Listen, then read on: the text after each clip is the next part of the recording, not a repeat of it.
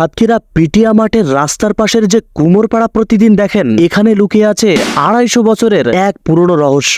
আমরা সবাই রাস্তা দিয়ে প্রতিদিন যাই, কিন্তু কখনো কি ভেবে দেখেছেন এই কুমোরপাড়ার শেকড় কত গভীরে? এক সময় এর গা ঘেঁষেই বয়ে যেত প্রাণ সায়েরের খাল। এই খালের অবস্থানই ছিল কুমোরদের প্রধান শক্তি। এর কারণ মূলত দুটি। খালের তলদেশের নিখুঁত আটালো এঁটেল মাটি সংগ্রহ করা ছিল একদম সহজ, আর নৌপথে পালতোলা নৌকায় করে তৈরি পণ্য দূর দূরান্তে পৌঁছে দেওয়া যেত। জেনে অবাক হবেন, এই পাড়ার কারিগরদের হাতের জাদু শুধু সাধারণ মানুষদের ঘরে সীমাবদ্ধ ছিল না। এখানকার তৈরি শৌখিন মৃৎশিল্প আর টেরাকোটার কাজ যেত জমিদার প্রাণনাথ রায় চৌধুরীর সেই বিখ্যাত প্রাসাদার বিশাল বিশাল মন্দিরে। এমনকি সাতক্ষীরার সম্ভ্রান্ত চৌধুরী পরিবার ও রায় পরিবারের পূজা পার্বণের যাবতীয় প্রতিমার পাত্র সরবরাহ করা হতো এখান থেকেই। তবে কালের বিবর্তনে প্লাস্টিক আর অ্যালুমিনিয়ামের চাকচিক্যে আজ মাটির জিনিসের কদর ফিকে হয়ে গেছে। বংশ পরম্পরায় আগলে রাখা শত বছরের এই শিল্প এখন বিলুপ্তির পথে। হারিয়ে যাচ্ছে চাকার ঘর্ষণ, বদলে যাচ্ছে জীবন। তবুও আজও ভোরের আলোয় কাদামাটির গন্ধে